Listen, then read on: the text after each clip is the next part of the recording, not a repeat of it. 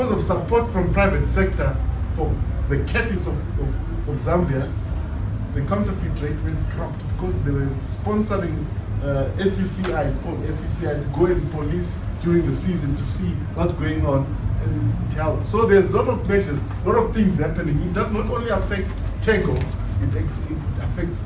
Our main aim is to reach the smallholder farmer. We want to see, are we really reaching them? But we need to verify that.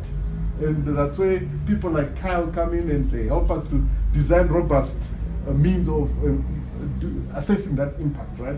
You heard people talking about RCTs. I think those can help us just to verify that what we are seeing happening with private partners is actually reaching the farmers. Is it really true? Are they really using this technology? And that's what I presented now. I would be curious to know whether AATF was thinking at all about how to leverage these sort of social network transfer of information, and maybe that would, whether that's promising for you at all. This is information that we now share, and we now try and see how we can help them to realize that this is how they can leverage on some of this information. But I still feel we need to do some more robust. After today, I'm like, okay, we need to do some more robust evaluation of impact. It's a follow-up on this altitude and low altitude varieties.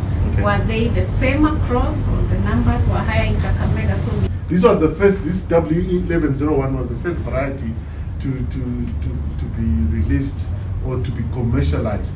So it would be just that this variety is more suited to Kakamega, and the farmers of Kakamega just took it up and they really love the product. That's why we are seeing higher adoption rates there.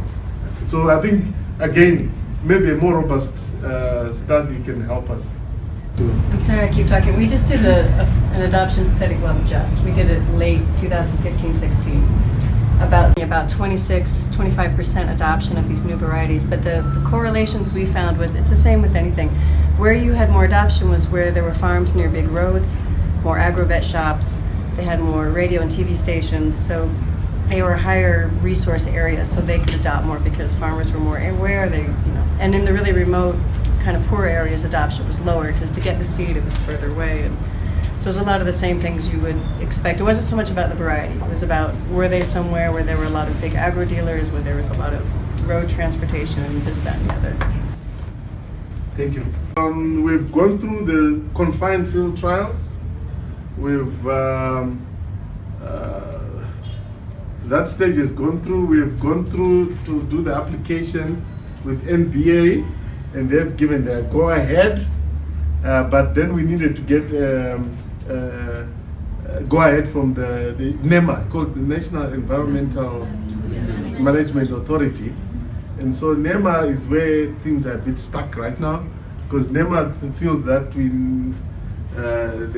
they're talking about the ban on GMOs in the country, and we're saying, no, look, it's just, this is African homegrown.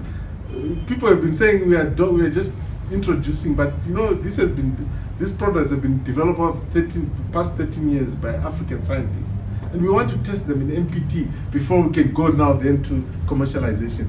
So right now it's stuck there, so we don't know what's going to happen, and we're trying to do some lobbying to make sure that we get the go-ahead from NEMA before we can really go ahead and test it in the NPT, National Performance Trials. the Tego hybrid, apart from the being disease, drought resistant, what is the maturity period for it? So normally drought tolerance or drought resistance goes with shorter periods, right? So most of them are between medium and early. I would say most of the products actually mid maturity. We are now focusing more and more on early products as the research continues. So it's mainly medium and early products.